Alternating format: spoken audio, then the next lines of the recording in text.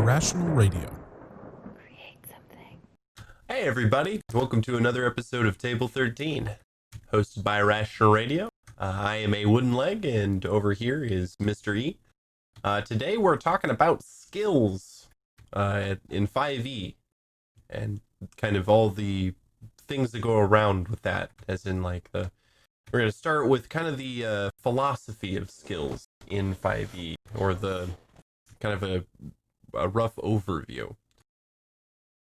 Yeah, some of the more broad stroke observations about the kind of the D&D system of skills as a whole, and how that tends to get used and like occasionally not used as well in 5e in our experience anyway. So from the D&D wiki here, a skill is an ability that covers a wide range of capabilities, including skills that a character or monster can be proficient in. A skill represents a specific aspect of an ability score, and an individual's proficiency in a skill demonstrates a focus on that aspect. Character starting skill proficiencies are determined character creation, and a monster skill proficiencies appear in the monster stat block. And that's actually something that I want to come up like talking about too sometime, is monsters having skills, because a lot of the times they have skills that are just never used in combat. Frequently they don't, though, and I think that lends people to forget about the creatures that do, that you can sometimes use those, and you can cause a lot of problems for players, but some of the issue does run, it's like you don't run into creatures with expertise. And so if you have somebody who's got athletics and expertise on athletics, they're just going to win most grapples probably. Right. And stuff like that. So I think like the problem with creatures having skills is, or not necessarily the problem with that, but like one of the risks there is that then there's other players who, if they, if you build a creature that can handle characters that have expertise, and that it will annihilate anyone who doesn't. Right. Yes. And that's a concern, and I think there's a lot of that across the board. Basically, you know, if there's one. If it's able to tell when someone who has insight is lying, it'll know when every other character is lying every single time, or whatever, or at least deception, I guess. But at least the chance of it finding out is going to be much greater than otherwise. Right. Yeah. Regularly, without a really bad roll, they'll know, they will win the check kind of, or those competitions. So I do think they seem to lean away from giving creatures a lot, or monsters a lot of skills. Yeah. Usually they'll have one or two, and frequently they will include like a perception score, or value for them as well. Yeah. And so going back to like the broader overview here, so skills are divided up into characteristics. So each skill corresponds to a certain characteristic. So you have strength skills, dexterity skills, intelligence skills, wisdom skills, and charisma skills. Something I find interesting is there are no constitution skills. No skill relies on just that characteristic, which is, I can think of a few skills that might, if I could, So I would say that it's like the way that they've done it, though, is really it goes back to that original definition you gave, where these are specific areas or specializations of ability checks. So like, while it is, they're given tied to each other, there's the variant rule given right after that's like, you can make an acrobatics check that's tied to strength, or whatever, an investigation check that's tied to wisdom, or whatever. If you can justify that in your head, it is built in a way that can be more flexible like that. It's not familiar, especially if you're used to people who are familiar with like 3.5 and the older editions. It's that's not how it works in those. But I do think there is a little bit more mutability in some of that. But when you think about Constitution, most of the stuff it would be for is stuff that could be covered by other things too. Right. as a general rule. It's like usually it's going to be something you could say is an athletics check, and that's the only strength based check, you know. So that it's um, it is, yeah. The skills definitely lend or lean toward dex, you know, intelligence and charisma. Right. Wisdom has a pretty good representation as well. Yeah. I mean, strength only has athletics, and then dexterity Yeah. has 3, and then the rest of them have over, well, charisma is 4, and then wisdom and intelligence have 5. So it's not necessarily very even, but it does work, and I think that it makes sense that intelligence and wisdom have the highest two, seeing as how this is supposed to represent a specific ability, you know, which is something that can be trained and taught, which is, you know, it's hard to know a skill without having the faculties to maintain it, I suppose. So, which is why intelligence and wisdom have the largest grouping. I think the other thing is if you look at the ones that are tied to the physical characteristics, they're more general. Yeah. They kind of cast a wider net, whereas there's a lot of overlap in the you know, especially the social interaction skills. But like, you know, persuasion, intimidation, deception, and I guess performance. But like, you know, there's a lot of overlap there in like what you're trying to do. The difference is kind of how you go about it. But I think that the, you know, if you look at the knowledge skills, they're similar. Tool proficiencies are a lot like knowledge, are basically knowledge skills in a lot of respect, or you know, circumstances, more or less. And then or can be treated that way anyway. Yeah.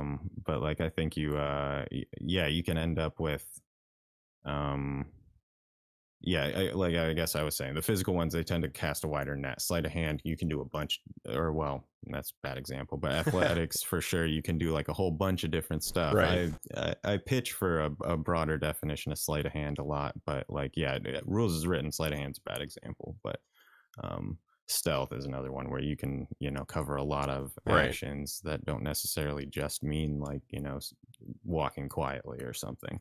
But yeah, you look at like Arcana, it's pretty much just like, what do you know about this magical phenomenon, or you know, thing or whatever, you know. And then nature is a similar thing for stuff like that. It's, you know, a lot of the skills yeah, that are based on that stuff tend to be like a narrower focus, and then Right. lead you to more kind of productive stuff, I guess, Right. as a result.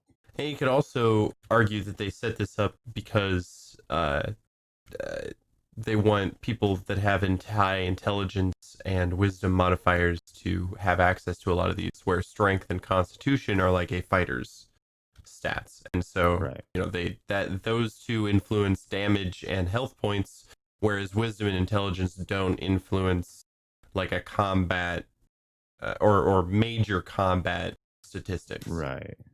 Yeah, and it's I think, yeah, that's part of it, definitely. By that argument, though, Dex shouldn't have as many skills as it does. But Yeah, Dex is that's just true. a super stat. That's a problem with D&D that's been Right. around forever. But so, and then there is passive checks, which is something that get ignored a lot. Passive checks, a special kind of ability check that doesn't involve any die rolls. Such check can represent the average result for a task done repeatedly, such as searching for secret door over and over again, or can be used when the GM wants to secretly determine whether characters succeed at something without rolling dice, such as noticing a hidden monster. And it's 10 plus all ability modifiers that would normally apply to the check. So if a character has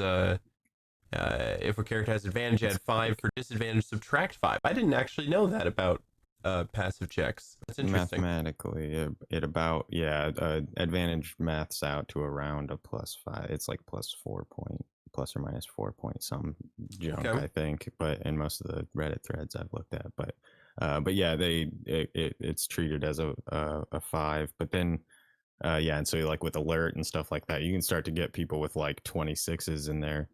Right. Passive perception, and so they really can't get snuck up on too well. Yeah, you have to be and very things like good. that. But it's important to, like, if they've, you know, if a character's invested in that, you know, you don't want to just say, oh, well, I always just make them roll an active check so they never get to use their Right. passive. Like that's sort of not probably going to go over super well in the long game, I guess. Yeah. And that kind of leads vaguely toward another thing that I meant to mention is the way the skill checks work in 5e, just based on kind of the system of bounded accuracy that they built. You kind of have this like 10 is like something that would require concentration from a normal person, but they'd usually succeed at. 15 is something that a normal person would have a hard time succeeding at. 20 is like pretty difficult. Yeah. And like above that becomes something that's like, okay, yeah, like you're into hero territory. Right. And that's very different from, if you're used to like the 3.5 rank system, where it's like, it doesn't even matter until you start rolling over 20s and, Right. you can't even really impact anything because you need a plus 15 or something. Yeah. But the way they have it set up, it avoids the situations like, oh, I can't, I can jump like 15 feet standing here, but I can't climb to save my life or something, which with the rank system, which happened in the older systems, they've streamlined some of this stuff, and some of it makes more sense, but then you also run into situations where it's like, yeah, I'm a distance runner, but I'm also really good at wrestling, I guess. Right. And, it's like, oh, well, yeah, I guess. Yeah. And like, so it's a trade-off, and they, but they've, except for the social interaction skills, they've streamlined in good ways. It always bugs me. It always felt like there were two more than there needs to be. Right. And it still is close. Like I think performance is unnecessary, but those three, it's all, that's a big thing too, is that trade-off between allowing a die roll to determine a social interaction versus letting RP do it. Right. I think is something else that a lot of like in general, like as me as a DM, every DM, I think that's like a balancing act that we all like work with. And it's hard to get between, like, oh, if you have characters that are really good at those checks, you want to let them use them, but you also want to incentivize the players that are just investing themselves in the conversation. But yeah, I don't know. I find myself in games where, unfortunately the like 10 charisma fighter has just as good a chance of convincing people of doing stuff as the 18 charisma bard or whatever, because if they make a good case, they make a good case, and that's what matters, and that's, but I think there's a middle ground where you can have those checks sort of tint the outcome rather than totally determine it. And like if they roll really bad, maybe they need something. We've talked about how Monster of the Week and stuff, they have these conditional successes and failures where you got to do this to get a success, or you have to make this sacrifice in order to achieve the goal you're looking for. And I like to use a system similar to that, where you're kind of like, okay, they're under, but that doesn't necessarily mean they're met with a brick wall, right? But that now it's going to be more difficult, or more costly. They have to expend more resources or time or energy or what have you. Yeah, it's rather than stopping the machine, you throw a handful of gravel into it, because they failed those checks. It's not, like just because they failed the persuasion check doesn't mean the guard's not going to let them in, but they might end up with a detail or something like that. Or they need, or they got to bribe the guy and he would have just looked the other way if they rolled high enough, or it's or he's going to pass that word along to his superiors and he wouldn't have before, and it's like maybe it won't be as low key as they thought or something. So another thing that you can do with skill checks is working together. Sometimes a character who's leading an effort to work together is the one with the highest ability modifier can make an ability check with advantage, reflecting the help provided by the other characters. In combat, this requires the help action. And of course, you can only help with a task that can be completed by multiple people. Like the D&D wiki provides an example, like threading a needle isn't going to be any easier with help. Right. So you Yeah, can't 3 people necessarily doesn't make that an easier task. Or like trying to, whether or not you know something, you Right. know, my knowledge isn't augmented by your knowledge. Yeah, exactly. You know, if the fact that we're both trying to remember a fact doesn't make us both better at that, at recalling that information. Exactly. But this is something I see, I don't see role players do a lot, is use the help action in combat. I see a lot of the time people like giving help action to physical things. You know, like I will help Sir Squeaky push the boulder out of the way, so now he has advantage with strength.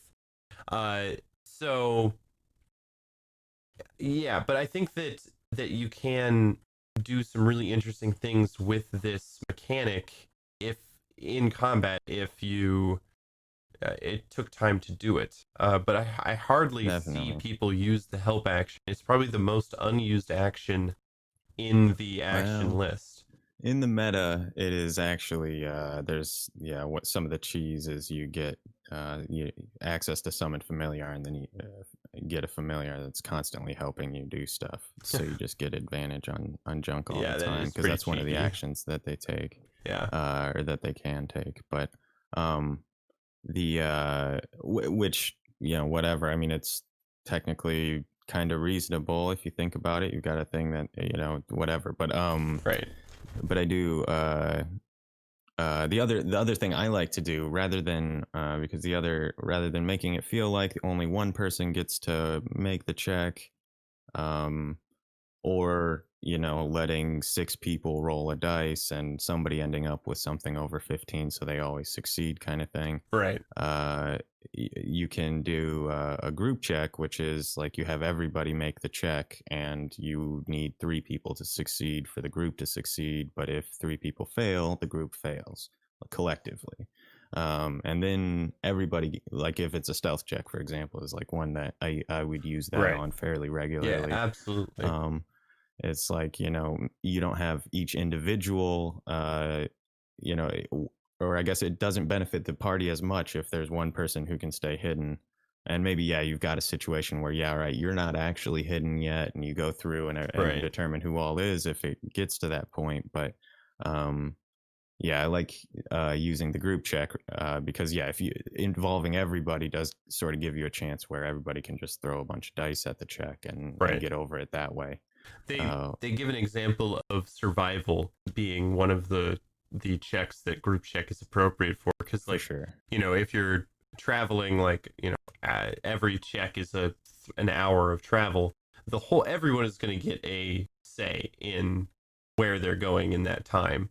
So everybody's got an equal chance to see whatever, you know, stuff, tracks, signs of life, or whatever it is that you're looking for. Perception checks would also be pretty okay with this if you didn't want, you know, if it's like something necessarily, like, I don't want to say obvious, but if it's something that if one person is going to see, the rest of the group is going to see.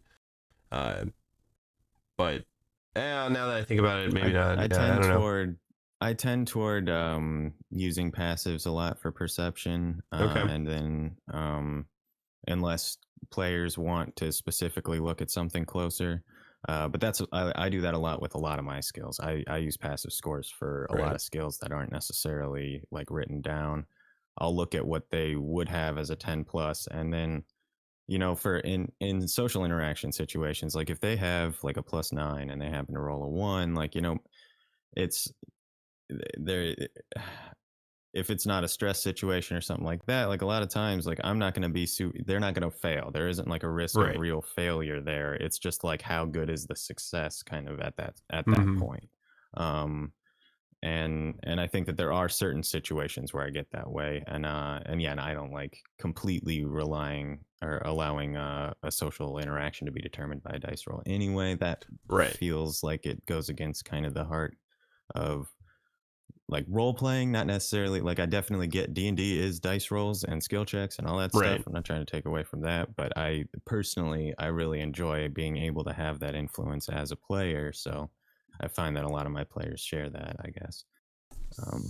So I think that we should switch into talking about each Yeah, skill roll 'cause there's independently. no way we're gonna make it through all of them. I mean, we might. Who knows? So I guess, how do you want to start? Which one do you want to start with? Do you want Just to go alphabetically? down the list alphabetically. Obviously, God. alphabetically. It's acrobatics first.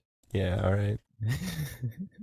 So yeah. Don't worry, it's already organized in my notes. Oh, God damn it. So yeah, acrobatics is a dexterity skill check that covers your attempt to stay on your feet in a tricky situation, such as when you're trying to run across a sheet of ice, balance on a tightrope, or stay upright on a rocking ship's deck.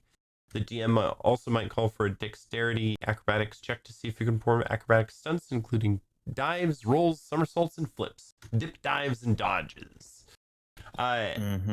This is one of these skills that I see all the time. Like I get people, like there's always one person in the party who has like a expertise with this, or at least has, has proficiency with this, and it's just like, can I use my it doesn't happen all the time, but it's like once every 3 sessions where it's like, can I use my acrobatic skill to like jump off the troll's head and then do a spinning somersault, straight down, giving myself advantage on the attack roll? And it's just like, no, I am not going to let you do that. I mean, and I get that. Like, if it's a regular thing in normal combat, then totally. But like, Right. as far as there's definitely a risk if you let people use or players regularly replace athletics checks is usually the ones Right. that With acrobatics. replace with an acrobatics. You do risk making strength like totally worthless, Right. in a lot of ways, because like dexterity is already a super stat. Letting it be a more super, but at the end of the day, if you don't have a character in your party who's built on strength that's going to feel, like that they're being taken away from by you allowing that, then there really isn't a ton of harm, I don't think, anyway. Not necessarily like, oh, can I do a flip to get advantage kind of thing? Like, okay, I don't, usually that's not the case. But if it's like, okay, I want to run up the wall, flip over his back and catch him from behind, like, all right, you're going to spend the movement, you're going to give me like a 15 plus acrobatics check, and you can make that jump. And then like, okay, fine. Like, I don't have a huge problem with that if they can do it in a way that's narratively pleasing, Right. I guess. It's just, I find that using a skill to give yourself advantage in combat can only be achieved by a very specific set of these skills. And acrobatics is the one that gets used the most. I rarely see people like, can I use my athletics check to push over the monster so I can have advantage on the attack roll? Or... Well, I mean, that is shoved to the ground is totally a mechanic that's built into the game that uses athletics, but grapple checks are determined through athletics. But it's not the same as rolling a skill check for your action, or like, that's the thing. It's like rolling a skill check to give yourself advantage on your next attack is something that can't really be argued for, except for acrobatics, because it'll look cool. And it makes sense, like if you can move. There's feint stuff that was built through bluff that used to exist. There's, and so obviously I'm going to sit here and argue with you about this, but that's not like, I see where you're coming from though, and it's not unreasonable to say like, that there's nothing there that says that you should be able to do it, as well. I'm just saying, like, if you allow that, you should also allow for people like, can I use my deception check to feint and then get advantage on my attack? Can I use my persuasion, absolutely, or something like persuasion to go to the opponent? To get a little more sketchy, right? But exactly. That's like that. The argument. Maybe. If you want to try and do that, I think that there's room for that in 5e, as combat is fairly simplistic, and I think that there's something to be said about sort of like rewarding taking an action that's not necessarily the most optimal mechanical action, right? But I do think, yeah, if it's something, if the intent is to cheese, then yeah, all right. I'm not in favor of that usually as like anyway. If it's not in like the spirit of making for a cooler, scene or whatever. Um, but yeah, I definitely am not like Hitler with it. I will definitely like let people roll in acrobatics to do something cool in combat. Yeah. And I cheese out into all kinds of random skill checks on you all the time. Yeah, and just people like just listen to our podcast, you'll hear me do it. Right. Yeah, and that's the thing. It's like it's definitely something that as a DM you have to watch for, because players will try to cheese their way into things. But if it works on tables, if it's in good fun, then it's in good fun. You can't if everyone's as having DM, fun. My general philosophy, I usually try to present like 2 or 3 skill options for every check, and then give 2 or 3 slightly different paths to success as a result. Because I think there is so much inherent overlap in a lot of the skills, and I think it's okay. But I get that it makes sense to try and keep each one in a box, so that you can't have the person making this check that they're good at every single time they want to.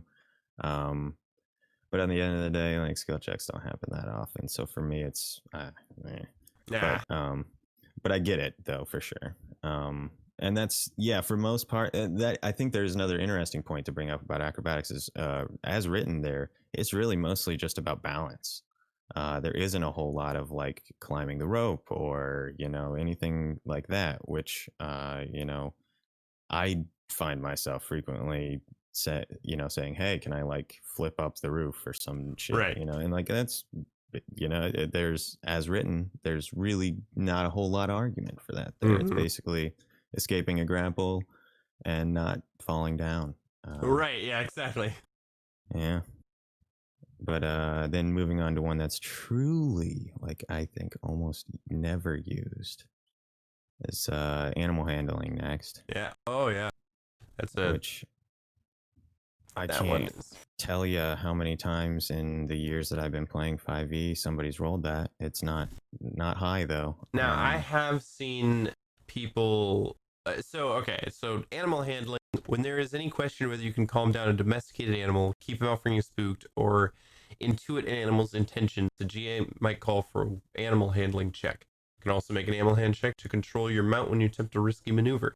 So, I have let a certain druid just totally like calm some dragons because he rolled really well on his animal handling checks. Dragons aren't animals. Right. Yeah. Reading this now, I realize that was probably a mistake, but it was fun at the time. But that is, I see a lot of people making animal handling checks to control animals used against them in combat. That is the most that I see it. Absolutely. I think that's a great, I think that's like the most direct, like application practical application. But it's, because it's basically, it's like your social interaction check for non-verbal, like non-sentient, monster type creature, or beast type monsters or whatever. And then I if there's something that's like based on how animal husbandry work, like cattle raising and things along those lines, like then maybe it's kind of like a knowledge check in that lane, and like, okay, fine, if it's an excuse to use it, I don't have a problem with that. But the thing I run into is the players that can communicate with animals, that are interested in communicating with animals, usually have that ability to like actually talk to them by like second level or so. And so then they're not really worried about an animal handling check. It's like and I mean, yeah, if it's like you're trying to get a squirrel to run through a hole for you, maybe it's not a persuasion. Just because you can talk to them, you can still do an animal handling. But you do get to a point where it's like pretty quickly where you don't really need to like use conventional means to tell what an animal is thinking or doing. If you're like a druid or a gnome, or there's a lot of ways to get at that, I guess.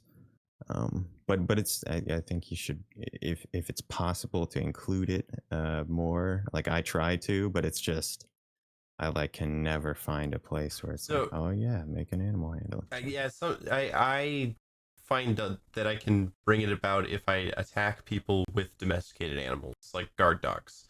I had a party that was trying to take on a group of bandits that used like mastiffs as attack dogs, and one of the party members, wanted to use his animal handling check to not like pacify the dog, but at least stop the dog from attacking him that Like round. convince them Yeah. that he wasn't a threat or whatever, you know. Right, Yeah, sort of that. exactly. Yeah, and that's a cool way to do that. I think that's like that's a great tool to have in the box to try and like invite people who took that, with their background, thinking it was a cool thing, but not Right. really realizing that it's hard to have a super huge mechanical impact with it. Yeah.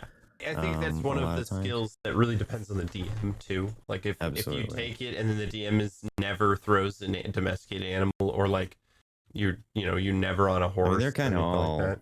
on that, requirement. Right. Like, I suppose. yeah. Well, I mean, But but there are rules that are like acrobatics where the players are going to ask the DMs more for that role than the DM is going to be like, make this roll. And that's something too that we can like touch on slightly is I have heard of DMs who are like, never ask me for a roll.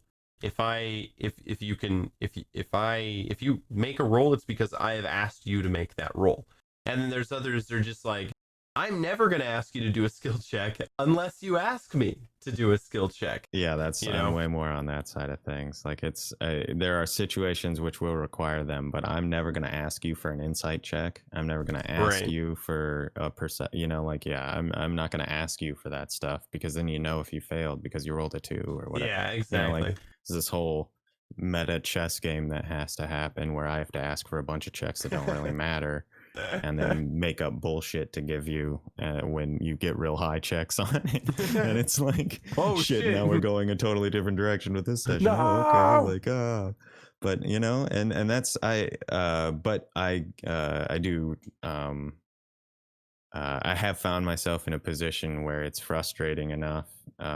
Like, you get into a pattern of people repeatedly trying to do the same things over and over again for not super with not super great intentions. Then it's like, okay, like I don't want to hear it, basically. Right, So yeah. I do understand getting tired. Yeah, for sure. Yeah. There's definitely a point where it's like, but where it's no longer flexibility, it's now trying to get away with Right. stuff, and that's, Yeah. you don't want to do that. All right, so the next skill is Arcana. Yeah. Your intelligence or your Arcana check measures your ability to record lore about spells, magic items, eldritch symbols, magical traditions, and the planes of existence and the inhabitants of those planes. I love this skill because it's basically like a give me lore skill check. And Yep. The knowledge skills are great. That's what I love about those. They're just like, as a DM, it's here, let me dump a bunch of lore on your ass. Right. You already know. It's like, oh yeah, you remembered this. And as a DM that routinely plays in their own homebrewed world, it's super handy to be like, yeah, you make an Arcana check. Okay, here's this vital piece of information about the magic system that you've been missing to figure out why this is happening in the world, or this is the vital bit of like magical lore that'll lead you to the tower where you need to break the curse, and that kind of thing. Right. It's so good.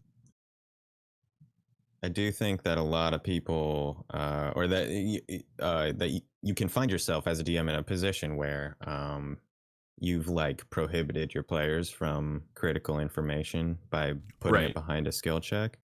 And it happens with these knowledge skills. That's inherently, it doesn't occur really with other stuff. Insight maybe sort of, but like that stuff isn't really how it happens. But like, if you need your players to know something, don't let them not know it. Right. Like you're just hurting yourself. So I just, yeah, I've found myself in that position before where it's like, oh, they needed to have a 15 plus, but I know there's this dude, oh, he's got like a +9, it won't be an issue, he's going to make that for sure. And then he rolls a 3 and doesn't get it, and everybody else has a +1 and they all roll below 10, and it's like, Yep. okay, so yeah, nobody knows where the tower is. Cool. All right. Well, and so I just, yeah, I think that's with these skills especially, it's just if there's a critical, like a plot critical piece of information, don't bar it, your players from access to it by a dice roll. Right. Just give them more detail if they get a higher check. If they get a 10, they know the thing that you need them to know and nothing else. But because it's common knowledge or whatever, you know, or it's common knowledge for people who are trained in Arcana or whatever, which that's another thing for these knowledge skills that Kyle does it as well, and it's something that I'm familiar with from 3.5. Is like, if you're trained in Arcana, make this check, and then it's a lower threshold, but it's only for people who are trained in this the skill, who've you know been schooled in this specific. That's a good way of doing it too. That's interesting. And then you can make those a little more valuable without giving everybody a chance to roll a 20 on a you know, something that you wanted to just be a little tidbit that somebody knew. That's cool. And then I also, if there isn't like a wizard that takes, you know, that reserves a slot for identify every day, I use it as a soft identify. You know, like you can get the gist of what kind of magic it is from an Arcana check. Unless you're, if there's, I try not to, if there's, like a wizard or an artificer, or, you know, what a knowledge cleric, or where their thing is, I can tell you about items, then all right, maybe Arcana doesn't give quite as much information and you're not going to get any mechanics from it. But you can say, oh, well, these runes are connected with the manipulation of evocation, and I think this one says lightning. But I don't really know any more than that. And then so okay, you can kind of start to go in that direction, but like a lot of skills, I think there's ways to stretch them, and then there's ways to use them to step on the toes of kind of other characters if you're not careful. But some tables won't have that issue at all. So absolutely. All right, next is athletics. Your athletics check covers difficult situations you encounter while climbing, jumping, or swimming.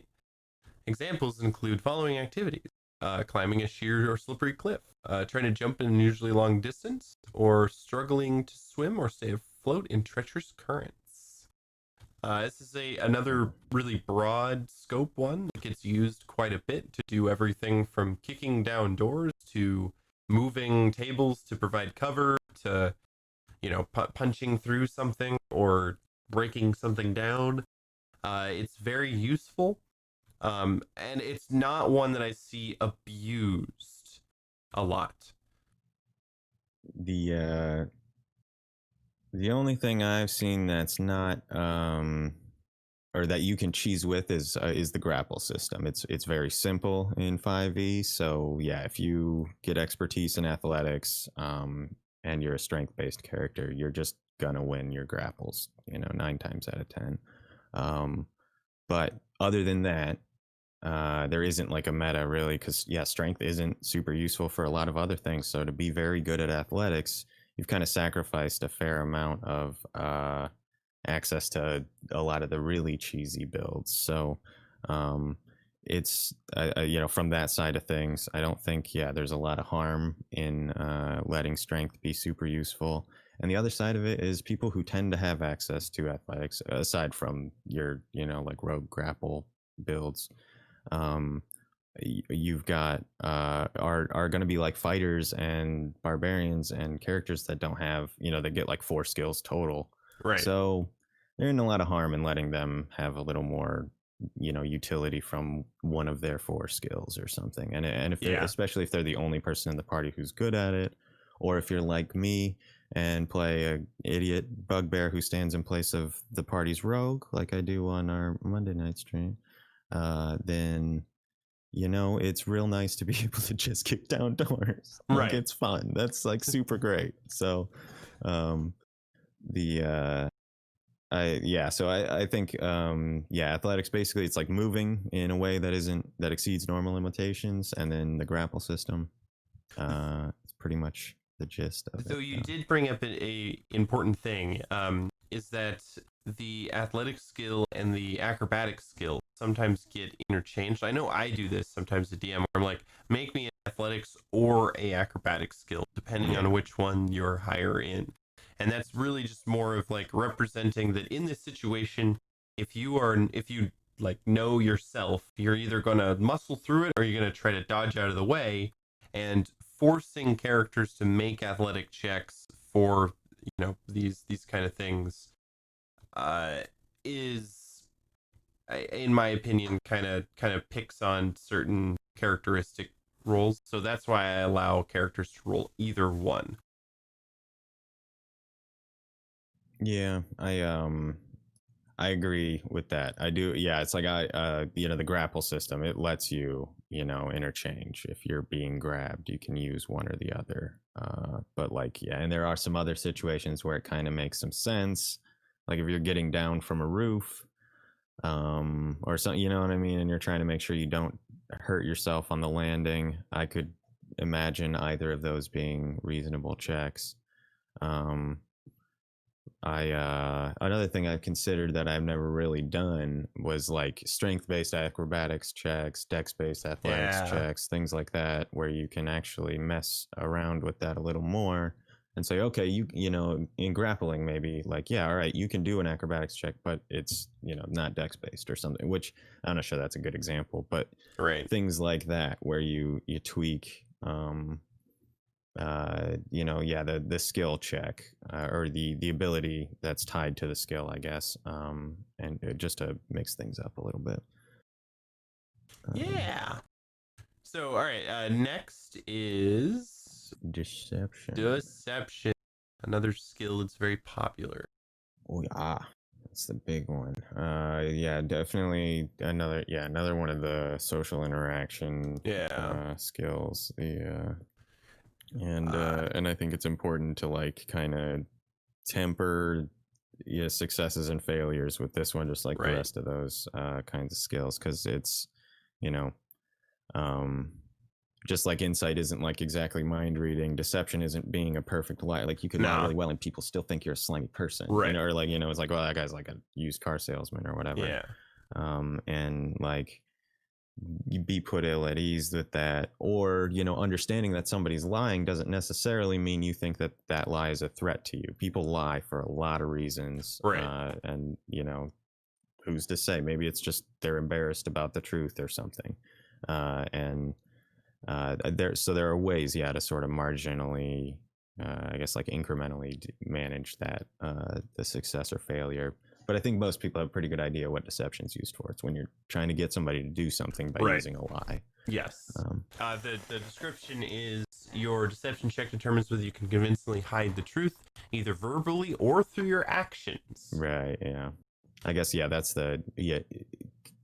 disguising your true intentions, whether that's physically or verbally. I guess that's a good distinction that you could that's basically that's one of the things I talk about with performance, is just like there's nothing you can do with performance that isn't done by deception or stealth or persuasion or something else just as effectively. But because deception, it could be this, you want to cause a distraction or something like that. That could be a deception check. You want to blend into a crowd, that could be a deception check.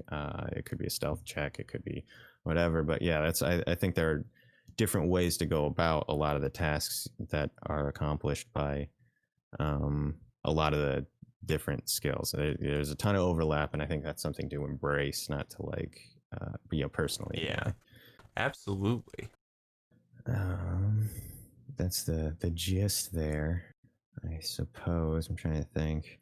I guess also like the deception skill, like Mystery said, is not it's not like if you roll a nat 20 on deception, it doesn't mean that the person that you're rolling against is going to just like believe everything you say with perfect sincerity. It's not magic, it's not charm person.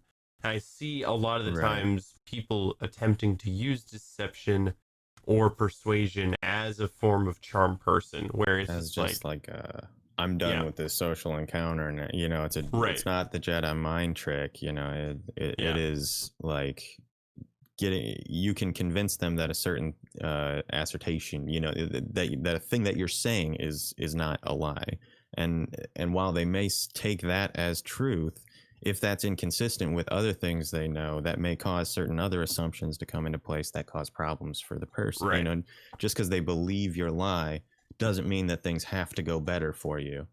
Um, as well, I think, yeah, there's room for that, whenever you're being deceptive, for it to backfire. And I think it's interesting and fun to try and see where you can get the catch the bard slipping, basically. yeah. And this is another one too that I see, like players attempt to use the like nat 20 defense to get away with like, just because you roll nat 20 doesn't mean you're going to convince the king that the enemy is right outside his castle. He's like, Right. you If know he can walk out there and see that, then he gets like a plus 10 or whatever on his right, insight check yeah, conditional. Or, I mean, that's how I work it in my, 3.5 originated yeah, mind. Like that's, and because that was how it was built. There were conditional right, modifiers to every check. If you were trying to lie to somebody, but it was totally ridiculous, like that's a -5. It might be a -10. And yeah, like if there's obvious evidence to the contrary, that's another -5, maybe a -10. And like, yeah, so it's, the fact that you got a 29 is great, but if they rolled a 15 and what you're saying is totally ridiculous, the difference might be more than 5, I right. guess. Yeah, the impact of that, like, not being a great lie. Yeah, I try and let the value that still play in. If it's a really good lie, it can go the other way. Right. If the player comes up with something really creative, I like to, reward that. But yeah, if it's just like, I don't know, tell them whatever, then like, yeah, then it's No, not gonna yeah, help you. If you're just on the edge, then it's not yeah, gonna push you over, kind of. But absolutely. yeah, and then so next is History. history. Yeah. It's another great. Just so your history check measures your ability to recall lore about historical events, legendary people, ancient kingdoms, past disputes, recent wars, and lost civilizations. So with all the like knowledge skills like history arcana, there is a lot of overlap here as well, because like Right. if you know about the ruins of the lost city of Atlantis, you're gonna know about it as like a in the history check concept as well. Right. And Absolutely. so it's going to be difficult to explain why a character who has proficiency in arcana knows that, oh yeah, these are symbols from the lost city of Atlantis, but it's going to struggle to be like, I know these are Atlantean ruins, but I know nothing else about that culture, like, and so for me, I think you can get there a little bit, or at least for me. Sorry, I didn't mean to cut you off. oh no, But go on, yeah, but I was gonna say, for me, I can get there with that stuff just because of how silly my habits and interests are with that kind of stuff. Like, I would just grab maybe like the way a language is structured and recognize that it's connected with this culture, but not even be within 200 years of when they, existed or that's something. true, yeah, Like, or at least I could envision myself being in that position. I can't think of a specific example, but um, so maybe okay, but on the other side of that, I think you're absolutely right with the major point that there's a ton of overlap with all of those knowledge skills. And the way that I like to handle that is you like you're saying, you get sort of just a different side of the information that I would have right, otherwise delivered. There's that critical piece that I need you to know because that's plot critical. But then, if you made an Arcana check, that they were really good with divination magic, and that was a central part of how they rose to prominence. 200 years ago, right, or the people connected to these ruins, or that it's because it's a foundation of how divination magic is studied today, or something like that. right, Maybe history, that they that their postal system is the antecedent of everybody else's communication system, or something more like there's all sorts of little details that you can sprinkle in that are specific to why you know one thing or the other. And I think tool sets can be similar sort of things like that. I think if you're like, oh well, they're like a calligrapher, it's like, well, maybe they know something about whatever the tech that was used to make paper or whatever. And yeah, something that's in the history is a huge one in the I haven't brought it up yet, but in Xanathar's Guide to Everything, they've got these tool set synergy bonuses. Effectively, they're like things that you can do or additional information that you can get from certain skill checks because you're proficient in a certain tool set. So like, yeah, if you're a cobbler and you make a history check on a pair of boots, you're going to get more information about it than somebody else who made a history check on a pair of boots or something to that effect. Is a lot of those things, which are worth looking into. And then other stuff like that of your own that you can invent and inject are worth it too, to sort of flesh out what's not a super in-depth skill system. Right. Yeah, exactly. All right, so the next skill is the insight skill. Your insight check decides whether you can determine the true intentions of a creature, such as when searching out a lie or predicting someone's next move. Doing so involves gleaning clues from body language, speech habits, and changes in mannerisms. Yeah, this insight is something that I get a lot of people saying, oh, I should have rolled an insight check. I don't, it's very, very, not very, and it's because I really like role play, and inside a role play situation, it's sometimes hard to remember that you have a character sheet in front of you, and a lot of times people, like, I'll lie in role play as an NPC, and it'll go right over the character's head because I'm a reasonable good actor, or at least I'm bad enough so that the normal bad acting is indistinguishable when the bad actor is trying to lie, which is more likely. It's all about baselines, right? Yeah, exactly. And so then I get characters that are like, I should have rolled an insight check on that statement when he said, the pie is not made out of children. That's I think that's a little bit the nature of insight. Yeah. That's kind of like I should have checked for traps, or I should have whatever, it's one of those that keeps you out of trouble. So when you find yourself in a position where you should have used it and you didn't, absolutely, and that's going to happen. Definitely with insight, probably more than stuff like perception or investigation, which are a similar brand of skill. I think the three of them, they're all kind of based on gleaning information from the outside world. Sort of insight's really more about like people-based information, and it's kind of like intuition, I guess. Right. But raw, it really just functions as like a counter to deception rolls. Yep. And so I think everybody's dealt with it, but it's like, or anyone who's spent a significant amount of time DMing, I think, has probably dealt with it, is the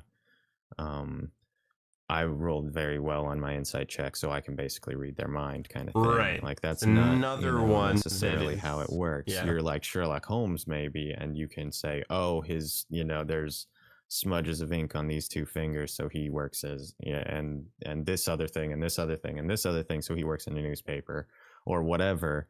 And like, I'm sure that he doesn't bear me any threat or ill will or something like that, and like that's all maybe insight. It might really be more investigation, but it's not okay. That he's trying to deceive you. He's making a lot of sketchy movements. He doesn't look like he necessarily believes, and he's very concerned about your reaction. That's the kind of description I try to give when somebody rolls very well on an insight check. It's not like, okay, he's lying. Although it is occasionally when it's obvious, and I've made it clear with the acting or whatever beforehand, and they're like, I want to roll an insight just to be sure, kind of thing. So I love one of my favorite things to do with insight, I suppose, is make characters that sound really suspicious but aren't. If someone comes up to you and just like, hey, do you want to buy this watch that I found? Yeah, it's just like, okay, I'm rolling insight. Oh no, I just found it. Yeah, roll really well. And they did. just They like, just found it, and they have a weird cadence in their speech. Like they're not a weird. They're not sketchy. They're not. Nope. They just look like it, They and just these have- people are yeah. assuming it. Yep. And they're rolling low on their insights, so you tell them. That I mean, they seem sketchy. you know what I mean? Yeah. Obvious time, stuff. But I mean, yeah, his behavior definitely seems like it could be considered kind of sketchy, and he's not telling you what you're trying to know. So Yes. and you can lead them into running rampant on the whole wild goose chase. It's a lot of fun because it's one of those skills kind of like Arcana in history and like survival, where if they get it wrong, you don't have to tell them that they're like you failed the check. You just give them information that's not correct and watch them spin. Like one of my favorite, I should have brought this up with the Arcana, but one of my favorite instances of that skill going wrong for the players is during the cobblestone mission, where I played 12 hours of a session where everybody stared at a rock. It couldn't move the cobblestone, and I had someone cast an Arcana check on this cobblestone to determine whether determine whether it was magic, and he rolled a nat 1, and so it's like it's overflowing with it's you recognize these runes on its surface that weren't there, but he thought that they were because he rolled so low on the check. And I really like that way of using skills, and this one is insight is another one where you can like try to trip the players up, because usually you're like, oh, you rolled bad, you don't see anything, or you rolled bad, blah, you don't get any advantage. Yeah, that's I think that's something I try to avoid with all skill checks, is they never get nothing, or at least ideally the response is never a single word answer. Right.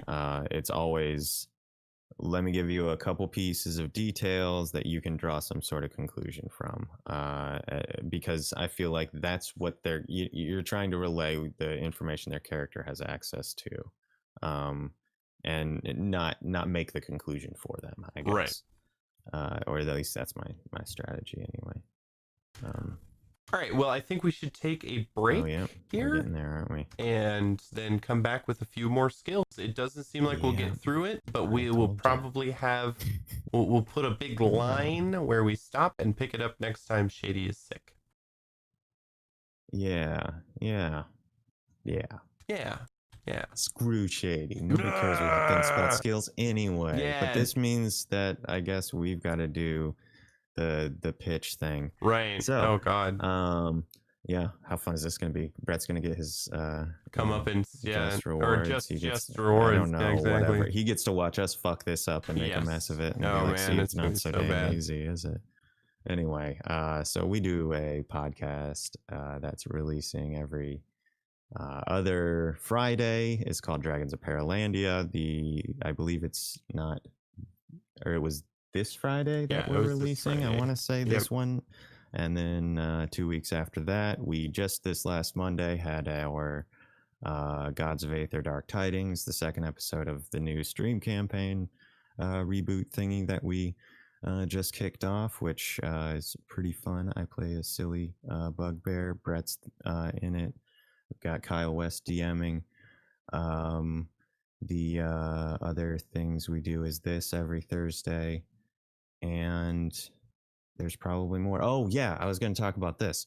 If you're watching this on Sunday, good job. You figured it out. You can tune out for the next 30 or 40 seconds here. If not, we're reworking the way we do our reruns a little bit to keep a window open for our friends over at Rolling Thunder D&D, which you guys should check out if you get a chance. Let's see. So pretty much everything Sunday is going to be rerun days. I'm going to try and get going around 1 or so and roll a block that'll go until 5 or 6 Central, and then start over again and roll off, from 6 Central on or something along those lines. So we get about a day's worth of stuff rotating through every week, and then we will not be doing the afternoon reruns any longer, since that tends to be a window that those guys will pop in on. So let's see. I think that's all. I think it was it. Yeah, that was pretty good. That could have been worse. It could have been. Yeah. Eat it. Yeah, Suck it, Shady. Suck it, Shady. We didn't Alright. crash and burn. I know you wanted it. All right, we will be back Surviving without you. No. in a few minutes after a 10 minute, like 10 minutes. minutes or 10 something. minutes. Yeah. Yep, 10-minute break. All right. All right. Bye. Bye. It's clam season, and you know what that means. That's right, it's the Clam Festival, and clams are half off at King Custard's Bucket Palace. We got steamed clams, baked clams, stuffed clams, fried clams, and so much more clam-related food. You won't fucking believe what we do to clams here. Come on down this Saturday for clam karaoke, clam racing, and of course, bobbing for clams. Get there early for your free clam bib and a chance to meet King Custard. Hi, everybody. We are back from break. We are going down the skills list and giving kind of an in-depth review of each skill. Now we are on intimidation. Sure are. When you attempt to influence someone through overt threats, hostile actions, and physical violence, the GM might ask you to make an intimidation check. Examples include trying to pry information out of a prisoner, convincing street thugs to back down from a confrontation, or using the edge of a broken bottle to convince a sneering visor to reconsider a decision. Vizier. So yeah, this is another skill I don't see a whole lot, but when I do see it, the people are really glad that they have it. But it can be basically slotted in for any kind of persuasion check as well.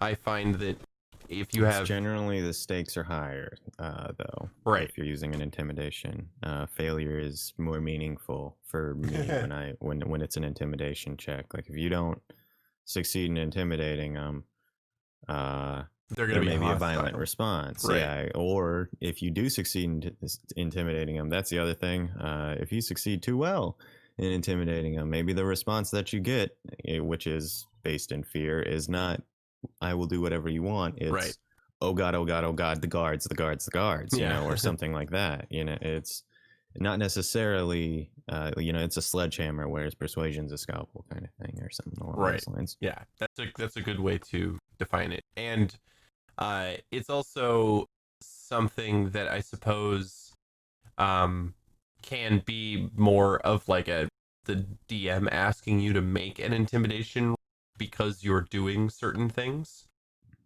I will ask, frequently. Those actually, the social interaction checks I will occasionally ask for. If people want stuff, I'll ask for one of those based on how they go about getting it.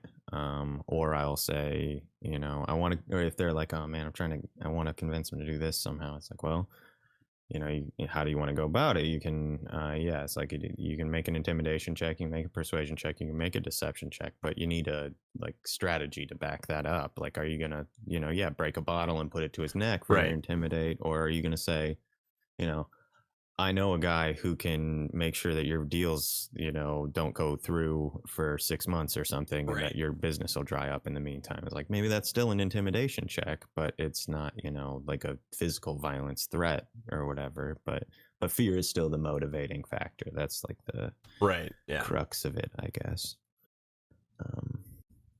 Which makes intimidation kind of simple. Right.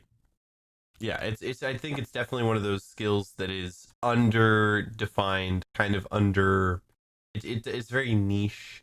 It's much more. I do see it as another one that you like acrobatics that that like you can see being or attempting to be abused by players who have less than great intentions in combat to try and get themselves significant mechanical bonuses because they've rolled an intimidate check, and it's like, well, there's spells that do things like make people run away from you, so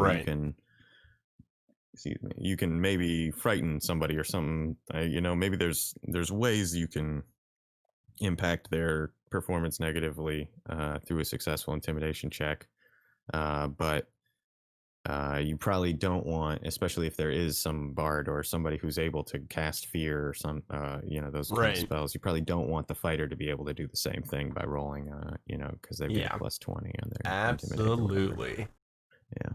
Because you don't want to take the place of a spellcaster's spell with a Right. skill, because then you're cheapening the spell. Generally, yeah, and it's like Arcana with identifying items. If there's somebody there who that's kind of their thing, maybe you want to ease off on the ability to do that kind of stuff. So I think that goes for all these skills, though. It's if you've got somebody who's focused on that thing, you want to maybe edge everything else a little away from that stuff if that's their big goal. If they're an Right. archaeologist and they want to know everything about everything, then maybe there's a lot that you can only get through knowledge skills or something. It's like maybe so you can make them feel like that's a valuable choice that they've made. And intimidation is another one of those where it's like, well, if they want to do intimidation, put them in a rough and tumble area where Right. people threaten each other sometimes, and it's not always responded to by "I'm going to go get the guards. You can't do that to me." Yeah, kind of exactly. A response, Yeah. because you otherwise you run into that situation where it's like, well, I don't want them to. Screw it. Here's an encounter with some guards now. Yeah, And if exactly. you lose or if you win, you're going to get thrown into jail, and that's Yeah, end it's up a arresting your lose-lose players is situation. never No, I never hate good. arresting my players. Hate it. Usually just a bad circumstances. Anyway, Uh, moving to investigation. Investigation. When you look around for clues and make deductions based on these clues, you make an investigation check with using the intelligence characteristic. You might deduce the location of a hidden object, discern from appearance of a wound what kind of weapon dealt it, or determine the weakest point in a tunnel that could cause it to collapse. Poring through an ancient scroll in search of hidden fragments of knowledge might also call for an investigation check.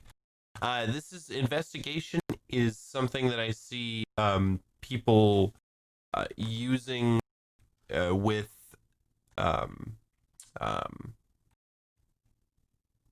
what's the other one? Investigation and Perception. perception, perception and insight. Honestly, is like people try to use perception to find something, like to look around for clues. When that's supposed to be for investigation. Or so, I would argue that the distinction's a little finer than that. But I can see where you're coming from on that too. It literally says you look around for clues, so that sort of takes the place of the 3.5 search. But I tend to draw the line at like investigation is extrapolating from available information, which basically you've already detected through a perception check. Right. And then whereas search is really your perception is going around looking and digging through stuff, whereas investigation is looking at the thing and being like, oh wait, this is like a puzzle desk, and if I hit here, here, and here, this opens, and that'll like that kind of stuff is more investigation. But I absolutely those three abilities, the investigation, perception, and insight, are very vague, and there's a ton of overlap, and I see them interchanged a lot for the same kind of things. Right. I do it sometimes. I'll ask for a perception in one situation to look for clues, and then in the next I'll ask for an investigation because it's a weird fuzzy line. Yeah. But investigation, I tend to do. It tends to be like, okay, give me a hint, kind of a check. Basically, It's like like I can't figure it out as a player. My character might be able to. Can you give me a nudge in the right direction? Yeah, and that tends to be what I use investigation for. I want to dig through this journal and see what's important in it. Give me an investigation check. Okay, I'll give you several details based on how well you did on that thing that are relevant to what you guys are trying to know. But investigation tends to not get used a bunch in my campaigns as a result. It sort of gets pushed in the background as like insight and perception become sort of more broad. Much more broad. Cast a wider net, sort of.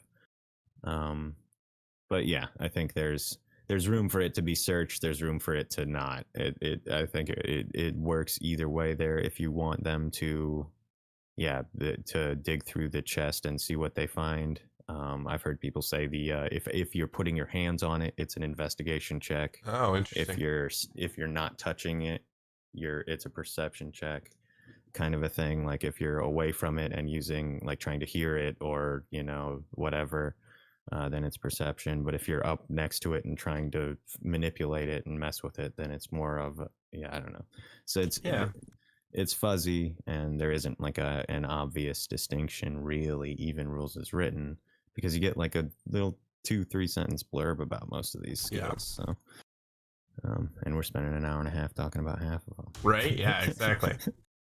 And this is not a very comprehensive or detailed skill list as a system. Yeah. There is some that are like the 50 skills in the system, that are divided up between driving and rope trick and just crazy amounts of skills. Like Traveler, heroes, right? And there's all these huge branching trees, and they took away a lot of the specialization. That's and really what it comes down to is the crunchiness and sort of incremental individual modifications. So it's how specialized your character really isn't. You aren't as specialized in 5e even as you were in like 3.5, and then if you go to a system that's much more skill heavy, you start to see this. It's like, oh wow, I can only do like this very small sliver of the things that can be done in this world, right? And that is more meaningful. Whereas D&D, your party's going to be able to do everything, probably, collectively, probably. Especially if you have 4 to 6 people in your group. Sure, yeah. And I mean, maybe not everything. There's going to be some hole, but you'll all have a way to get around that because you can get, So, I have a character or a player who's playing a rogue. Here, I'm going to look him up, and he's playing a rogue something. He's level 9 now, and I think he has proficiency in every skill but 2. Because it's be bard then as well. Yeah, I think I think he's playing a rogue bard. Let me see. Yes, he's playing actually 2 levels in rogue, 1 level in cleric, and 4 in bard, which gives him cleric. Yep, knowledge cleric. Yeah, he's got proficiency in every skill but athletics. So that kind of gives you an idea of nerd. Yeah, right. that's funny.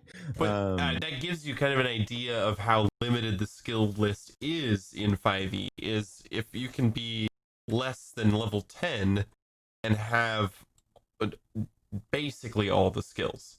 But I mean, by spreading that out, he's decided not to put expertise on certain skills, right? Or they have, whoever has made this character. I don't even know, but there is sort of a trade-off that's happened there to be that much of a generalist. As a bard, they have the jack of all trades. Each additional proficiency you take sort of minimizes the effectiveness of that trade a little bit. Not to say that's not a super cool idea. I did not realize you could get all but 1 skill. That's super badass. Fuck yeah! Whoever managed to do that, good on you. Yeah, it's 7 level 7. He has all the skills but athletics. But I wouldn't want to look at that and say, oh, they're broken, because there are people who can do certain things. No, and I wasn't trying to suggest that that's what you were saying, but I think that there are people who will just instinctively say, oh, that's not right, because they've had to multi-class 3 times to get there or whatever. And if you think about the real practical at the table impact, it's not going to be huge. Skill checks aren't that common, and you can't really do that much with most of them. And especially in a situation like that where you don't have expertise, it becomes attainable to get within range of them, right? With a check from an NPC. So, but yeah, I think that's like reasonable stuff. Do we want to call it there at the Well, this tidbit here after the discussion about investigation, right? No, I think that this is a good place to call it before you get halfway through a talk about the next one, which is medicine. So again, if you like what you see here, check us out on Discord. join the conversation. Totally did forget something. Great, yeah, we did forget. We screwed it up. So I'm sorry, Shady. We bow before your mastery of the blurb. So yeah, check us out on Discord. We have a really great community who is all about helping out each other with DMing and players. It's also a great place to find games to join in. It's a great place to ask questions about problems you're having or lore that you want cleared up. If you really, really like us and want to spend some money and help support what we do, we have a Patreon. It's linked there in the chat. And then, like we said, we have a podcast live stream and this live stream that we do every Thursday. Dragon's Paralandia, God's Vather, and Table 13. So check us out. Is there anything that I forgot? I don't... No. I guess if you're looking for reruns, come by on Sundays. Yeah. Rather than the afternoon times. In the afternoons, though, if you're looking for something to watch, there are frequently streams from our friends over at Rolling Thunder D&D. So, well, everybody, thank you for joining us in our discussion on skills. And like I said, if we get a chance to pick this up, we will finish off the list. And yeah, everybody have a good night, wear a mask, and be safe out there. It's kind of crazy. Wear a mask.